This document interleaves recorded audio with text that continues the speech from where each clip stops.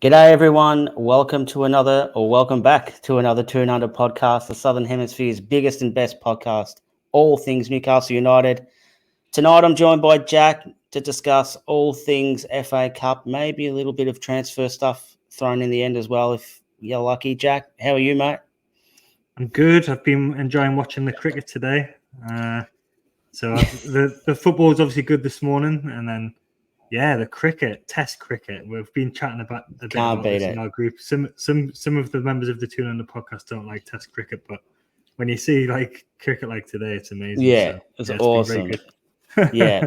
I've had 4 days off, and I've been flat out, and I made it a personal mission to do as little as possible today. So up at 6 o'clock for me, kickoff time. So up then, and then we sort of rolled into the basketball. We rolled into the Royal Rumble as well for the WWE fans out there, and then the cricket started and more basketball. It's been a great day for sport. So great way to just wind down the holidays and then go back to work tomorrow. But this is the good thing about Australia, right? There's just sport all the time. So yeah, I don't think I could have moved somewhere that didn't love sport. But you've got the football, and then when the Premier League's not on, you've got the AFL and the NRL, and you've got the cricket in the summer. It's just great. What a country! Yeah, what a country! Exactly right. So, for the first time in 18 years, Jack, we're through to the second time in 18 years, we're through to the fifth round of the FA Cup, which is mind-boggling, really, that we've never been any good in this competition. But here we are. Yeah. It's there's been a lot of deeply embarrassing episodes of the FA Cup involving getting beaten by lower league teams. And Craig posted that funny stat about Lewis Miley wasn't even born yet. And we did it under Bruce in the COVID season, that boring. We got the quarterfinals then, wasn't it? Yeah, and then we played Man City at home in the quarterfinals. So it was COVID though, so it was just a bit weird that season. So first time we've done it in non-COVID for 18 years. It's a long time. Lewis Miley wasn't born, so it's good. And it was it's actually been really important these last two FA Cup games for Eddie and for the club as a whole, I think, to get a bit of positivity back and to show that we can actually win away games as well. So it's been very good. Yeah, it was. I remember that Man City one. It was more of wasn't really a cup run, was it? It was more of a cup limp or something like that. But I remember, after COVID, and we had that little break, and then I think it was one of the first games back. I'm pretty sure, and then everyone just expected us just to have a crack. Like, we've got nothing to lose here. Like, I think our main focus was the league at the time, and just throw everything at it and see what happens. And it couldn't have been a more timid and sort of lay down and have your belly tickled display. But we got used to that. It was absolute dog shit. So we'll get stuck into this. Like I said, it was a 6 o'clock kickoff for us here in Victoria and New South Wales. Queensland had a 5 a.m. kickoff, so not great for you guys. But I guess we'll start off with the big talking points. We'll bring the lineup up. The back five, I guess we'll call them in a way, sort of unchanged.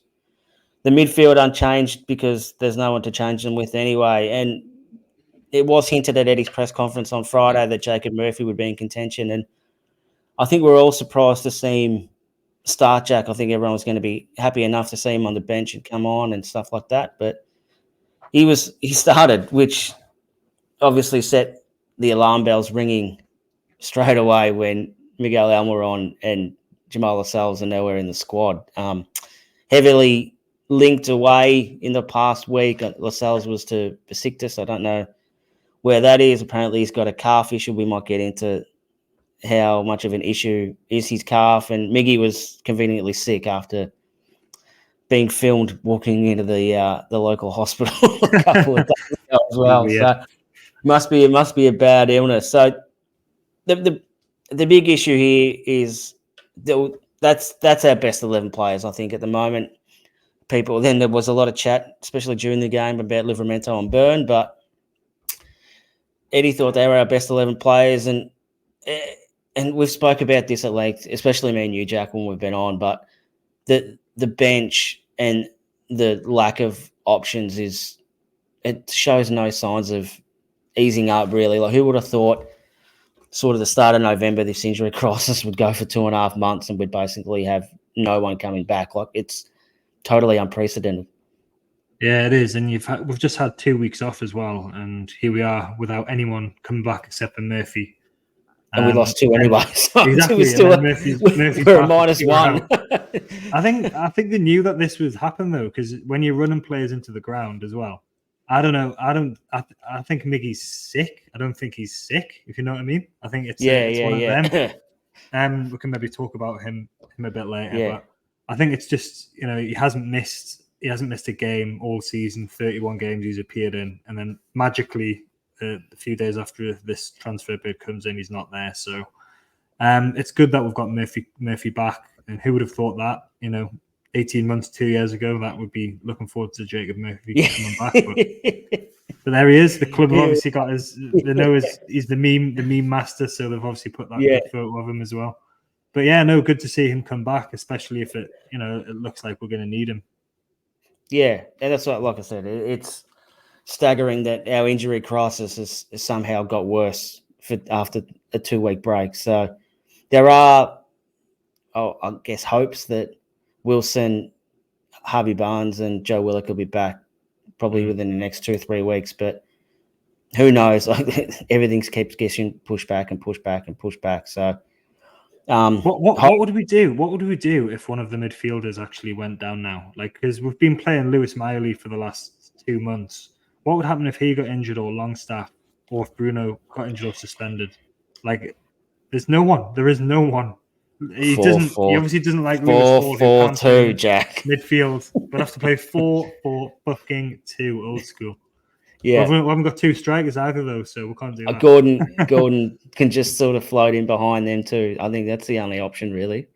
But it's going to happen sooner or later, because Bruno's 1 yellow away from another suspension. So I think that might be his 10th booking from memory. So is that a 2-weeker or a 3-weeker? I think it might be 2 games. Yeah. 2 games. Yeah. So, that's going to happen sooner rather than later. And I don't really want to throw Joe Willock in there without at least a bit of match fitness. And I said this in the group as well.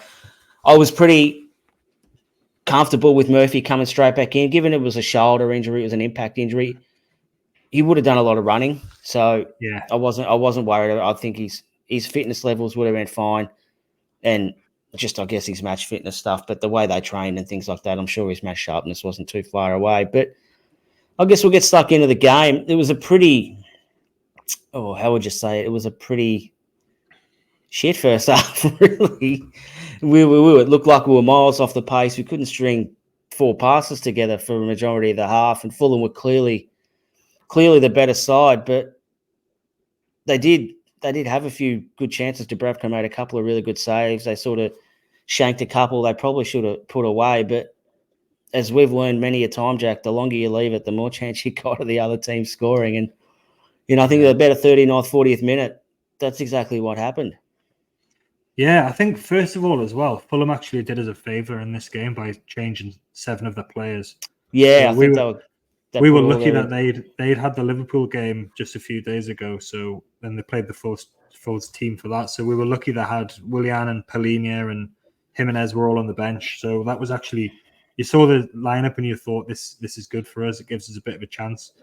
But yeah, we weren't playing well in the first half. I don't know what was going wrong with Bruno, but his radar was well off. Yeah, I don't know what was happening with him. Still at Disneyland, I reckon.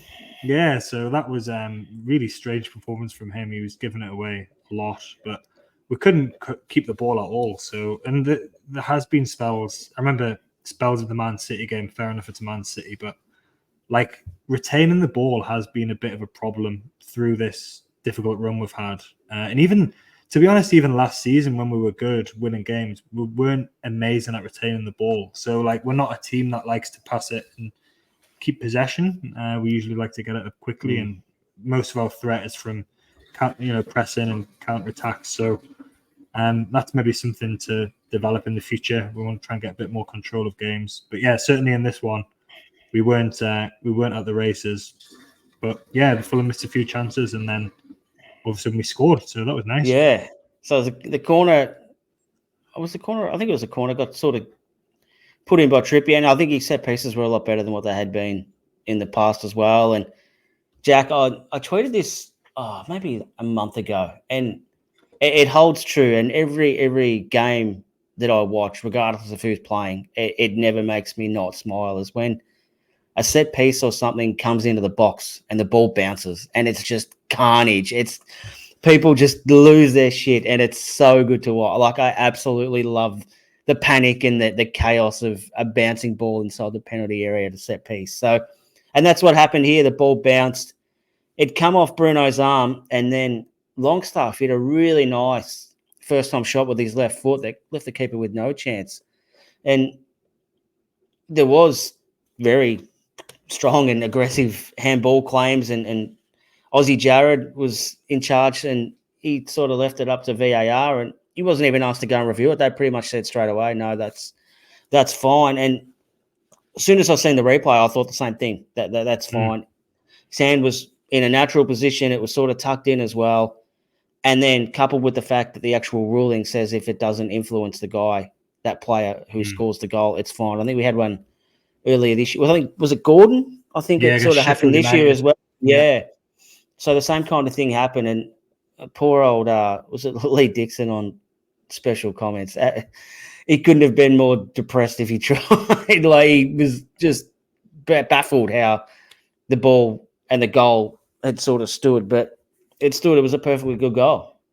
Yeah, I don't actually know the offside. I mean, the handball rule. So I don't think I really like. So I was worried that when I saw that it had hit his arm, it was going to be, he was at least going to go and get told to check it, because I thought it was, if you handball it and it leads to a goal, then it doesn't count or something. And he did, it hit his arm, but it hit a couple of Fulham players' hands as well, it looked like. So, and yeah, so it was like perfect chaos, carnage in the box. Yeah, whack it off him from point blank distance. And even if his arm, if he'd somehow made his arm invisible and disappear, it still would have hit his tummy or his chest and probably bounced the same place. So, yeah. And Longstaff was in the right place, and he absolutely drilled it. I think his finishing's better when he doesn't have too much time to think about what he's going to do. And that was a lovely finish into the bottom corner, and it's good for him to get a goal, because it's the one thing we've said about Longstaff. He needs to, he's got the ability. He's got an eye for goal at times. He just needs to do that more consistently.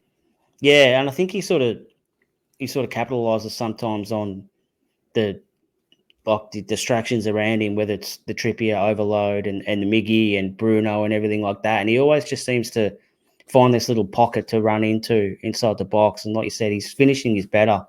They're definitely what it has been. He's clearly been working on it, but I think he can even get better as well. Now, whether he get them opportunities with a full-strength midfield, we're not sure. And maybe, look, just to your point earlier, maybe that's part of the problem as well, having players like Miley and Longstaff in the middle of the park at the moment. It's really hard to connect sort of everyone when you have these players that probably a little bit behind the guys in front of them and the guys behind them. They're just not quite at the level through no fault of their own.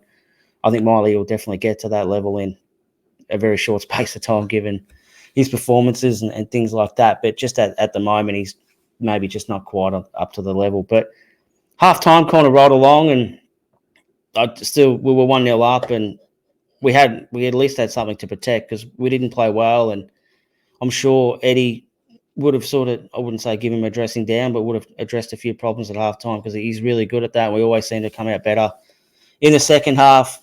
Most of the time there are the odd occurrence where we don't. But were you feeling comfortable, or were you like, do you have a bit of a here we go again at halftime when we were 1-0 up? I was just pleased that we'd got our noses in front without really deserving it. I don't think they had like chance after chance either. So neither team was really playing that well. They had the better of the possession and probably a few more efforts on goal. But it was just good that we'd actually gone into the lead probably undeservedly. And I just thought, let's just see what happens. Like, we've got nothing on the bench again to try and change things up. So it was all probably going to rest on the next goal and what happened there, and that was the way it turned out to be. Yeah, so it was about the 61st minute, another set piece, another good delivery.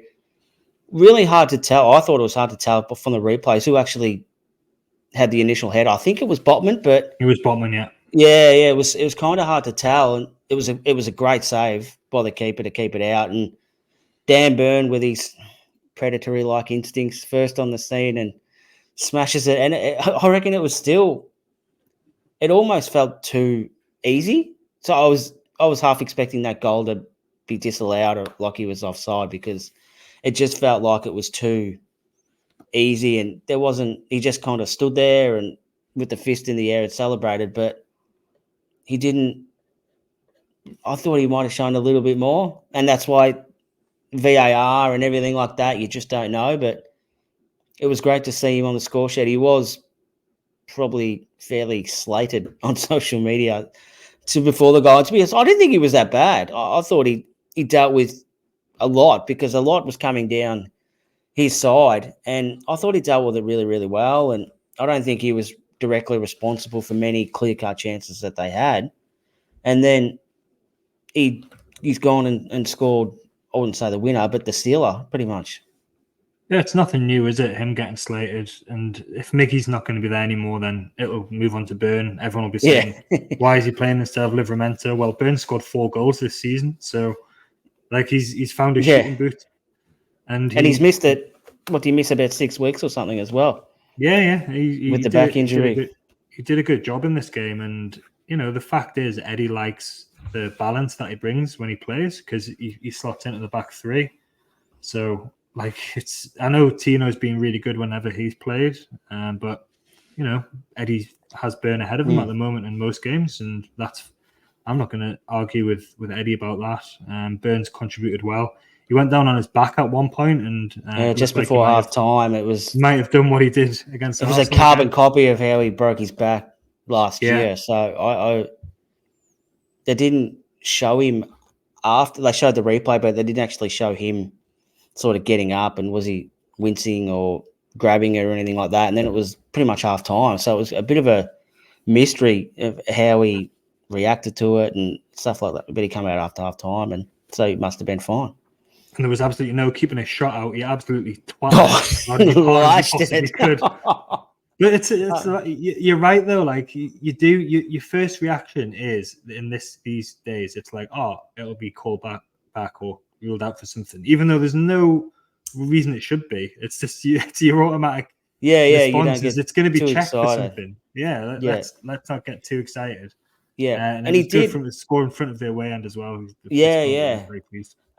He did go on a few lung busting runs, especially in the second half. You could see him charging down the field for overlaps. He kind of reminded me of the big bloke from Happy Gilmore when he starts chasing Shooter McGavin down the fairway when he was barging down the wings at Craven Cottage. But I'm glad you mentioned the away in there, Jack, because I'm not sure if it was the effects mics were turned up a little bit more through the local production team at ITV, because they don't really do any games, do they? I think they only do the FA Cup. Is that right? Yeah, they've only got the FA Cup. Yeah, so I'm not sure if they turn the effects mics up. I know Fulham had a bit of a mini protest with avoiding the fixture, given the ticket prices and things like that. So, but yeah, I'm not sure. But the away end was absolutely pumping the whole game. It was as good as I've heard for a long, long time.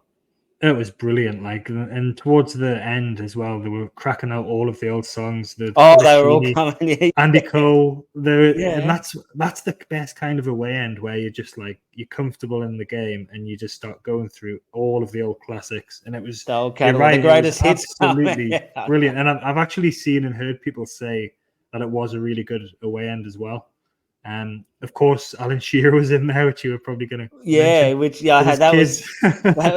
was he done well. I reckon it was about the 80th minute or something before he was kind of spotted with the big jacket and the beanie. He done well to be anonymous for 80 odd minutes, and then I'm not sure who spotted him, but as soon as someone spotted him, she was on for young and old after that. First time he'd been in a away end since 1985, I think he tweeted, which is crazy. Impressive. So, and someone was like, "Oh, how's he got the loyalty points?" And I can't remember who it was. Someone replied and just said, "Oh, he's got 206." He's got 206 loyalty points. That's why. That was awesome to see. Yeah, good to see him in there. It's right, because he's obviously on Match of the Day most of the time, and he's got his box for home games. So good on him, like he is a fan at the end of the day. So nice for him to experience that. Yeah, absolutely. And even just the whole second half, we kind of controlled it really well. I don't think they had many. There was that one from Canny late on. We kind of just sliced it wide. But apart from that, I don't think they had really many clear-cut chances. I thought we dealt with it really, really well. We haven't said this much. It felt like a really professional performance. Yeah, it was a bit like the Sunderland game. You know, like we were in control of it. There was never any danger really that they were going to get back. Even when they brought the big players on, Jimenez had a header as well that went just over. But no, like I think it was very, very impressive actually the way that we did this against decent Premier League opposition as well. They're a good side this year, yeah. And I just want to flag the away record, which has been largely terrible this season in the league anyway. But in the cups, we've actually only lost one away game. That was at Dortmund, wasn't it? And that was at Dortmund. So we've drew in 90 minutes at Milan and PSG and Chelsea as well. Obviously, we lost on penalties, and we've beaten Man United, Sunderland, and Fulham as well now. So, like, you know, 1 defeat out of 7 away cup games, if you want to call the Champions League a cup. It's pretty good. Great teams too. Yeah, considering the away form in general in the league has been absolutely atrocious. That's actually very impressive. And these 2 FA Cup games, the Sunderland game was just huge because it just relieved a lot of that pressure that was building on Eddie Howe and the team. And then to back it up with a really good win against a decent Premier League opposition. And we'll just have to look forward to playing Liverpool or Man City away in the next round because that will definitely happen the way things have been this season. given our luck this season, mate, there's every chance we'll play Real Madrid at the Bernabeu in the next round of the FA Cup. Like, take it to the bank. But sort of got through the game, clean sheet, which, like you said, is going to be really important as well. Yeah, I've seen this on Twitter. I haven't verified today because, like you said, I was buried in basketball and wrestling and cricket and things like that. But I did read it was Eddie Howe's first FA Cup win against a Premier League team since he's been manager. So that's a big bogey to overcome. I'm not sure if he even knew it. He probably don't even know it, but I reckon he would know. I'd know it. I reckon if I was a manager, I'd know if I'd been any good in a competition or not. So doesn't matter now. That's a lot of years as well. Because when he was at Bournemouth in the Premier League for 5 or 6 years, you know, like it's not good really. Like the FA Cup for clubs like ours, you know, it's the best chance at winning a trophy. So that's why it used to be so frustrating when Rafa was the worst for it. He played literal children in the FA Cup and we just got knocked out straight away. Just so we could concentrate on the league, which, you know, we ended up finishing mid-table anyway. So, this is what you want as fans, a bit of a run. Like, we've got a good chance of going deeper into this tournament now, especially if we get a couple of favourable draws, which we're surely due. So, a couple of the big teams are already out. So, you know. Yeah. And the thing is, if we can get to the final as well, depends on who we play, then it's probably going to be the easiest route back into Europe as well of some sort. Yeah, so we're recording this before the draw, so I believe the draw is going to take place before the Liverpool game, which is overnight for us. We're ball 16. For those playing at home, I think they'll just put that in the microwave now so they know which one to grab when Man City comes out first. So, so we have got teams still like Maidstone, which was a remarkable result against Ipswich. Luton got through. Leicester have got through. Coventry or Sheffield Wednesday, they've got a replay, so they'll get through. Wrexham and Blackburn played tonight as well, so we could get one of them. But like at the same time, Man City are through. Brighton are through. Liverpool have got Norwich and Man U are at Newport County. Not that playing Manchester United worries me too much at the moment, but there's still some big teams in there, and I think given our luck with cup draws and stuff, we're definitely going to be away at a good team. So just get your head around it now. When we wake up in the morning, it won't hit us hard because we've just sort of become used to it at the moment. I would take any home game, to be honest. Like, well, maybe not against Man City or Liverpool, but anyone apart from them, I would fancy us at home. I think the next round is actually midweek as well, which I don't know if that's why I don't like. This is going to sound absolutely ridiculous, and I'll regret saying this because it's probably going to happen. But Liverpool at home, like not too bad because they're still fighting for the league. They're still in Europe and things like that. And like you said, because the next round's a midweeker, maybe they will send a bit of a maybe not their full strength lineup. Anyway, I think Man City have got the depth to kind of not matter. But with Liverpool, we might get not a second string side, but maybe sort of a few starters and a few fringe players as well. So, and we owe Klopp one before he leaves as well. Oh, we owe him about fucking 50 before he leaves. We're not gonna get that back at all. So, it's going to be really interesting. Man of the match, Jack. Who would you give your votes to today? I think it was just a good all-around team performance. I think the local boys were good. So I thought Miley, and he wasn't maybe. Do you know he's 17? He's 17. I didn't know that. 17. He's 17. It's a bit mad with him though. He's just having to play every game, which he never ever would have expected to have to do that. And he's doing well. I think he put in some good tackles, which was a different side of his game. He got stuck in a bit. And Burn and Longstaff probably for the goals. Other than that, Isak was good again. Gordon was pretty lively. It's good to have Botman back. I think it was just an all-round good team performance today. Yeah, apart from Bruno, who he was. Before, I don't know what was wrong with him. Yeah, he was pissed, I reckon. Is it just me or Lewis Miley looks younger every time he gets a haircut? It was just maybe like let it grow. He can't grow facial hair, obviously, so he just needs to grow the hair out a little bit, maybe just to make himself look a little bit older than 17. So sometimes he looks like a filter on Snapchat. Like his face looks like so young. He looks like someone's got a filter on him. But he can't afford a proper haircut yet until he gets his new contract. Yeah. Well, he might be still getting kids rates for his haircut, so it's probably good. So yeah, that's it. We're in the I don't know, is it a hat or is it it's like a glass pot? See-through bowl, isn't it? A bowl? All right, we're into the bowl. We'll call it a bowl. We're into the bowl. So yeah, hopefully, fingers crossed, we get something half decent for us to look forward to in the next round. And then I think we're 2 wins away from Wembley because I believe the semi-finals are at Wembley as well. So yeah, 2 wins will see us at Wembley, which would be fantastic because after last year's Carabao Cup final, I couldn't get enough Wembley or London Trafalgar Square content. So hopefully people can experience that again. We'll just tidy up a little bit, Jack, with the transfer window. Nearly, what do we got now? What's the date on 28th? It's already got about 3 days to go before it slams shut. I think it's Friday at 9 a.m. for us, so it's Thursday night in the UK. Yeah.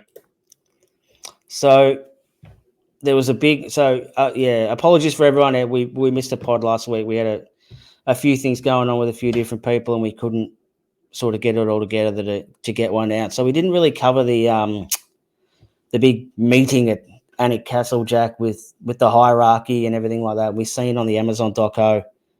Last year was a bit about the sponsorships and the commercial stuff, and Anthony Gordon was a topic as well that was brought up.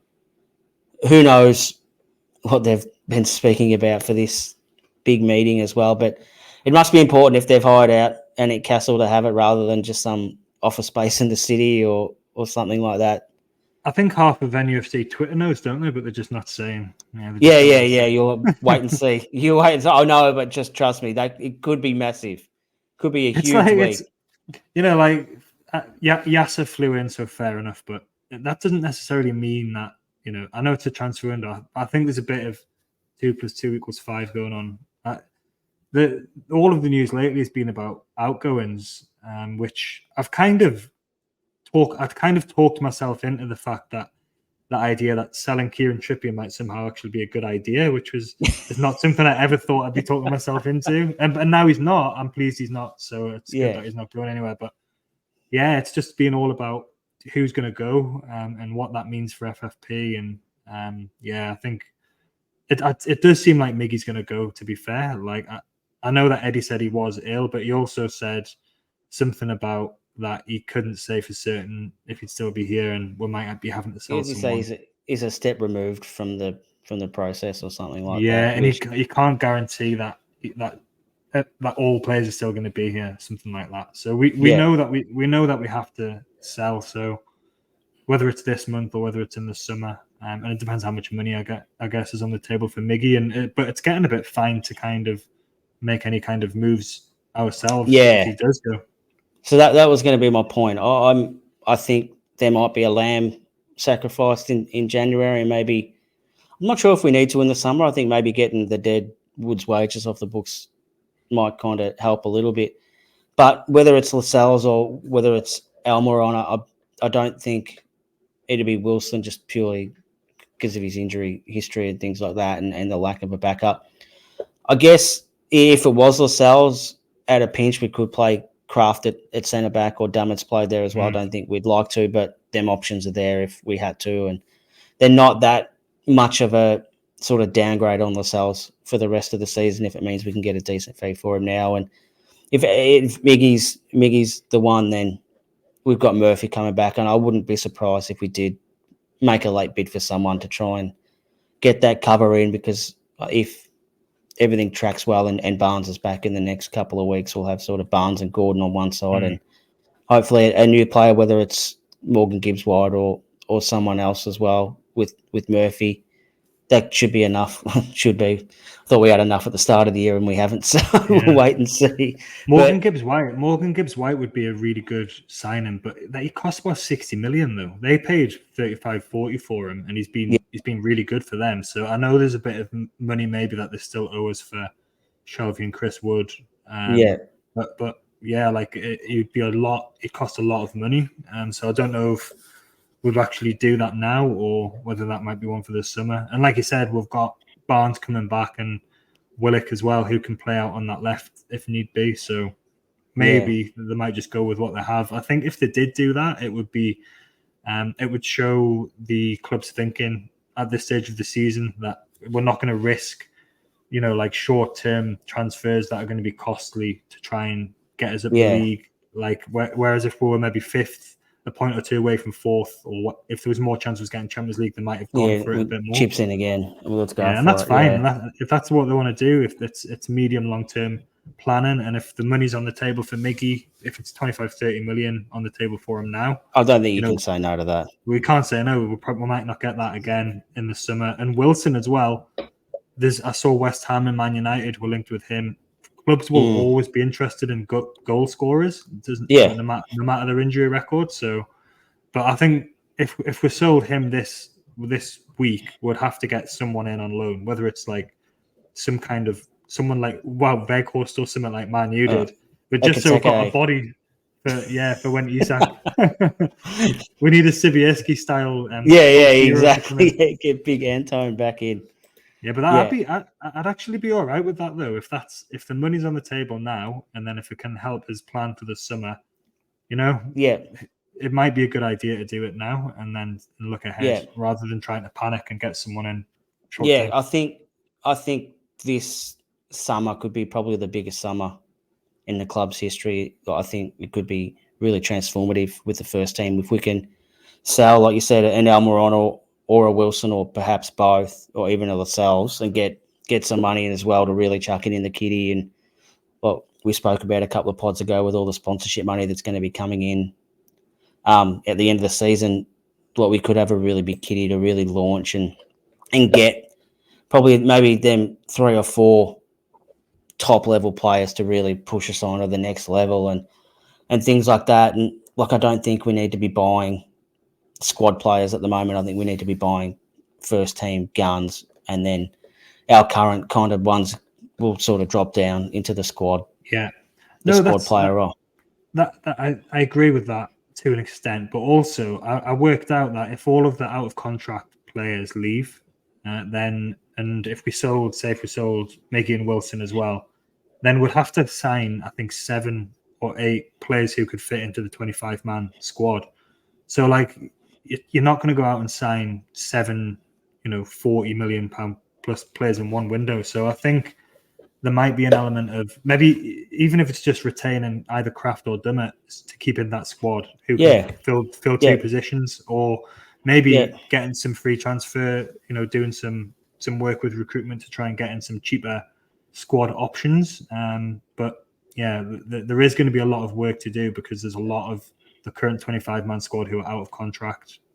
So it's going to be interesting to see what they do, and I'm sure we'll be doing more pods on this as the summer unfolds. Absolutely, and we'll probably be doing another pod on this later on the week with a bit more of a transfer wrap up if something's happened. So stay tuned for that. I think we'll flick our bales off and we'll call it stumps there, Jack. Thanks for jumping on tonight, mate. I know you're a bit oppressed in the Queensland heat at the moment, so appreciate you jumping on, and I guess we'll see everyone next time. I went for a run today, by the way, at 3 o'clock, just to say it was supposed to be an easy run as part of my half marathon training, but you can't run easily in 75% humidity, just if you're wondering about that. Yeah. How hot was it at 3 o'clock in the afternoon? It was about 30 degrees, but the bomb said it felt like 35 and the humidity was about 75%. So you always go off what it feels like. Yeah, it wasn't pleasant. To suit your argument. It doesn't matter if it's cold or if it's hot. It's always what it feels like. But anyway, it feels like we've done enough tonight, Jack. So thanks very much for jumping on, mate. And we'll see everyone. Stay tuned later on in the week for our transfer wrap up. We'll see you then.